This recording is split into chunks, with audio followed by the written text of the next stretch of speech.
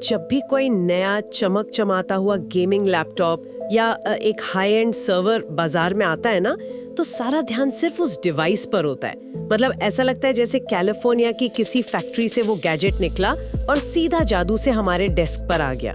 हाँ बिल्कुल, ये तकनीकी दुनिया का मतलब सबसे बड़ा भ्रम है। हम सब यही मान लेते हैं अंतिम उत्पाद के पीछे की जो लंबी थका देने वाली सप्लाई चेन होती है उसे कोई नहीं देखता। सही बात है, वो कोई सीधी रेखा नहीं है, वो तो एक बेहद उलझा हुआ विशाल जाल है जो देश के हर कोने को जोड़ता है। और आज के हमारे इस गहन विश्लेषण का मिशन बिल्कुल यही है। आज हम उस जाल के केंद्र में बैठी एक ऐसी कंपनी की बात कर रहे हैं जिसका नाम शायद आम लोगों ने कभी ना सुना हो। RP Tech India. बिल्कुल, राशि पेरिफेरल्स लिमिटेड या आरपी टेक इंडिया। वो भारत के पूरे तकनीकी इकोसिस्टम की अदृश्य रीढ़ है। इसे डिकोड करने के लिए आज हमारे पास उनके हालिया 2024 के आईपीओ दस्तावेज हैं, ट्रैक्शन और ग्रो जैसी संस्थाओं का डेटा है, उनकी वेबसाइट है और वीडीए इन्फो सॉल्यूशंस के अधिग्रहण की खबरें हैं। ठीक है, तो आइए इसे विस्तार से समझते हैं। इस कंपनी की शुरुआत को समझने के लिए हमें 15 मार्च 1989 में जाना होगा। 1989 मतलब भारत में आर्थिक उदारीकरण से बहुत पहले का दौर। उस समय भारत में कंप्यूटर या कोई भी टेक डिवाइस आयात करना एक दुष्स्वप्न था। भारी टैक्स, लाल फीताशाही, मतलब बहुत मुश्किल था। और इसी घुटन भरे माहौल में आरपी टेक की स्थापना हुई। सबसे दिलचस्प बात यह है कि शुरुआत में उन्होंने केवल कंप्यूटर पेरिफेरल्स का निर्माण करना शुरू किया था। वो बनाते थे चीजें, लेकिन फिर उन्होंने एक बहुत बड़ा रणनीतिक बदलाव किया। हाँ, उन्होंने समझ लिया था कि असली खेल मैन्युफैक्चरिंग में नहीं है, असली खेल है दुनिया भर के ब्रांड्स को भारत के हर कोने तक पहुंचाने में। और इस पूरी यात्रा में पंसारी और चौधरी परिवारों का विजन बहुत अहम रहा, विशेष रूप से चेयरमैन कृष्णा कुमार चौधरी और वाइस चेयरमैन सुरेश कुमार पंसारी जी का। अच्छा, इन दोनों की भूमिकाएं कैसे अलग थी? मतलब दोनों ने क्या किया? देखिए, कृष्णा कुमार चौधरी एक चार्टर्ड अकाउंटेंट है, तो उन्होंने कंपनी के भीतर वित्तीय अनुशासन का ढांचा खड़ा किया। और सुरेश कुमार पंसारी ने अपना पूरा फोकस, मतलब 100% फोकस नेटवर्क बनाने पर लगाया। उनकी दूरदर्शिता ये थी कि जब ग्लोबल ब्रांड्स भारत आएंगे तो उन्हें इस जटिल भूगोल को समझने के लिए एक स्थानीय पार्टनर चाहिए होगा। अगर मैं इसे एक एनालॉजी से समझाऊं तो आरपी टेक भारत के टेक उद्योग का स्नायु तंत्र है, यानी नर्वस सिस्टम। दिमाग भले ही इंटेल या एनविडिया हो, लेकिन आरपी टेक का काम है कि वो सिग्नल मुंबई से निकलकर सीधे असम के किसी छोटे शहर तक बिना रुके पहुंचे। बिल्कुल सटीक एनालॉजी है। बड़े स्तर का कुरियर या लॉजिस्टिक्स मिडलमैन है, मतलब डिब्बा उठाया और आगे खिसका दिया। इसमें नई वैल्यू कहाँ जुड़ रही है? ये बहुत आम धारणा है, लेकिन ये पूरी तरह गलत है। आरपी टेक सिर्फ डिब्बे नहीं खिसकाता, वे एक वैल्यू एडेड डिस्ट्रीब्यूटर हैं। मैं एक उदाहरण देता हूँ। मान लीजिए किसी बड़े बैंक को अपना डेटा सेंटर लगाना है। ग्लोबल ब्रांड तो सिर्फ सर्वर बेचेगा, है ना? हाँ, वो हार्डवेयर देंगे। लेकिन आरपी टेक की जो तकनीकी टीम है वो बैंक के साथ बैठकर पूरा सॉल्यूशन डिजाइन करती है, उन्हें बताती है कि कौन सा हार्डवेयर उनके लिए सही रहेगा। और इसके अलावा सबसे बड़ी बात, पूरे भारत में वारंटी मैनेजमेंट का सरदर्द आरपी टेक संभालता है। अरे वाह, मतलब अगर मैं एक असूस का लैपटॉप खरीदती हूँ और वो खराब हो जाता है तो असूस उसे ठीक नहीं कर रहा है? ज्यादातर मामलों में नहीं। आरपी टेक के पास देश भर में 50 सर्विस सेंटर हैं। ग्लोबल ब्रांड्स के लिए हर छोटे शहर में अपना सर्विस सेंटर खोलना आर्थिक रूप से मुमकिन ही नहीं है। आरपी टेक उनके लिए ये पूरा ढांचा तैयार करता है, मार्केटिंग अभियान, प्री सेल सपोर्ट, सब कुछ। तो अब बात करते हैं कि इस नर्वस सिस्टम से होकर वास्तव में गुजरता क्या है। मैंने देखा कि उनके बिजनेस को 2 प्रमुख वर्टिकल्स में बांटा गया है। पहला है PES और दूसरा है LIT। PES का मतलब है personal computing, enterprise and cloud solutions. ये उनका भारी भरकम मतलब उद्यम स्तर का वर्टिकल है। डेस्कटॉप, एंटरप्राइज सर्वर, प्रोसेसर्स, ये सब इसमें आते हैं। और इसी को ताकतवर बनाने के लिए उन्होंने हाल ही में वीडीए इन्फो सॉल्यूशंस का अधिग्रहण किया है। अच्छा, ये वीडीए क्या करता है? वीडीए एक सिस्टम इंटीग्रेटर है। वो एंटरप्राइज ग्राहकों को एंड टू एंड IT समाधान देते हैं। तो इस अधिग्रहण के बाद आरपी टेक अब सिर्फ सप्लायर नहीं रहा, वो बड़े कॉर्पोरेट क्लाइंट्स को सीधा इंफ्रास्ट्रक्चर बनाकर दे सकता है। समझ गए। और दूसरा वर्टिकल है LIT, यानी लाइफस्टाइल एंड IT एसेंशियल्स। इसमें वो सब आता है जो आम लोग रोज इस्तेमाल करते हैं। Graphics cards, motherboards, keyboard, pen drives, routers. और यहाँ बात सच में बहुत दिलचस्प हो जाती है, क्योंकि उनके मार्केट शेयर के जो आंकड़े हैं वो दिमाग हिला देने वाले हैं। हाँ, आंकड़े वाकई चौंकाने वाले हैं। मतलब अगर आज कोई गेमर अपना नया पीसी बना रहा है तो इस बात की लगभग आधी संभावना है कि उसका प्रोसेसर और ग्राफिक्स कार्ड आरपी टेक के गोदाम से ही आया है। 2023 तक प्रोसेसर्स में उनकी 45% और ग्राफिक्स कार्ड्स में 47% हिस्सेदारी थी। 47%? जब कोई कंपनी देश के आधे ग्राफिक्स कार्ड बाजार को कंट्रोल करती है तो वो महज एक खिलाड़ी नहीं रहती। वो खुद खेल का मैदान बन जाती है। कुल मिलाकर वो 52 ग्लोबल ब्रांड्स के राष्ट्रीय डिस्ट्रीब्यूटर हैं। Dell, HP, Lenovo, Nvidia, Intel, सब है इसमें। लेकिन रुकिए, यहाँ एक बहुत बड़ा विरोधाभास है। वो इंटेल के भी डिस्ट्रीब्यूटर हैं और एएमडी के भी।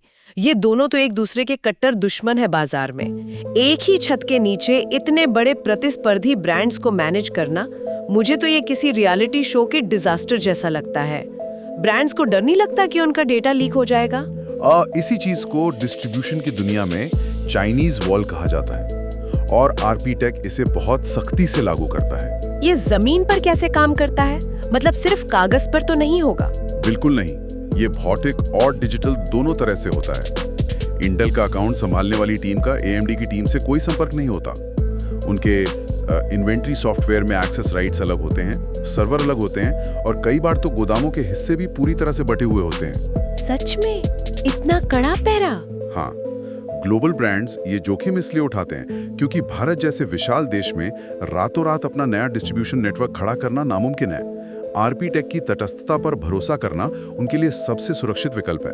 52 ब्रांड्स और पूरे देश में माल पहुंचाना, इसके लिए बुनियादी ढांचा तो बहुत ही विशाल होगा।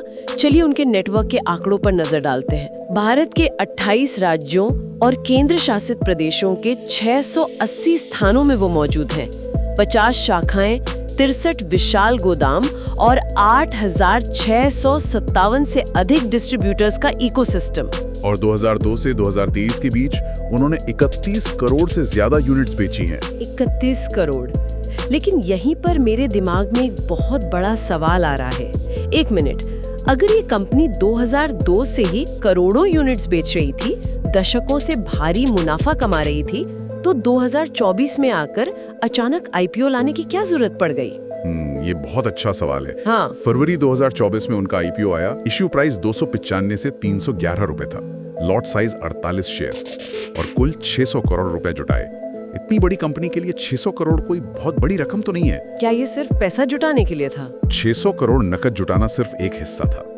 असली कारण डिस्ट्रीब्यूशन के अर्थशास्त्र में छिपा है। देखिए, डिस्ट्रीब्यूशन बिजनेस में प्रॉफिट मार्जिन बहुत कम होता है, अक्सर 2 से 4% के बीच।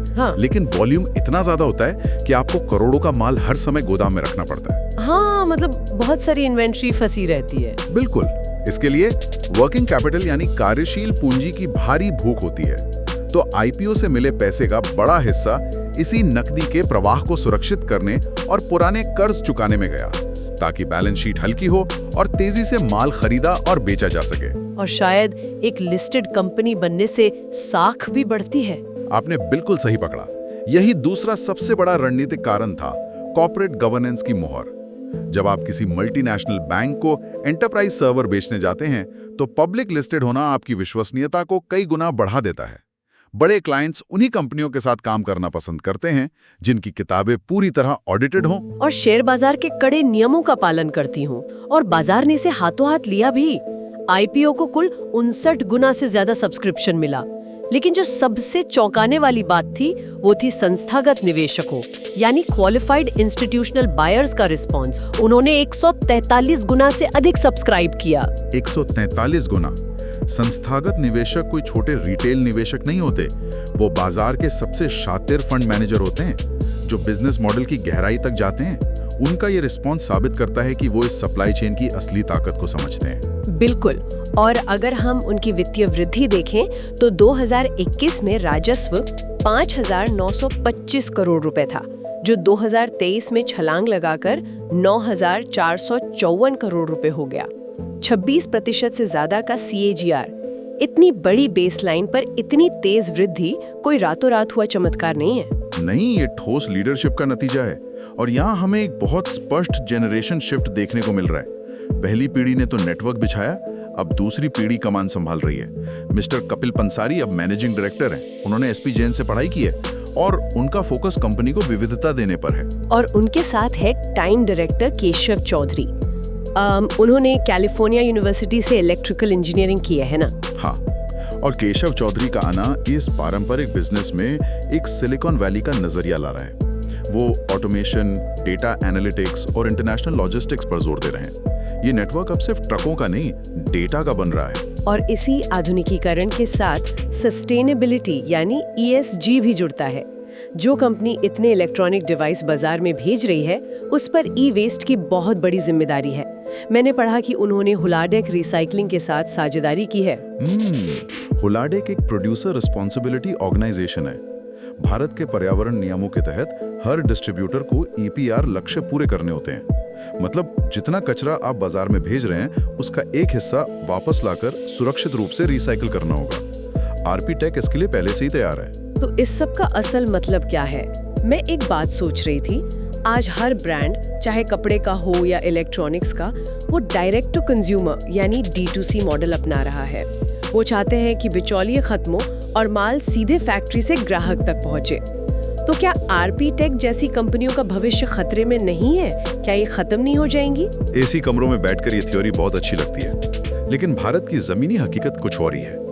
D2C मॉडल की सीमाएं यहाँ बहुत जल्दी सामने आ जाती हैं। भारत का खुदरा बाजार, खास तौर पे छोटे शहरों में, पूरी तरह से उधार की संस्कृति पर चलता है। उधार की संस्कृति, इसे थोड़ा गहराई से समझाइए।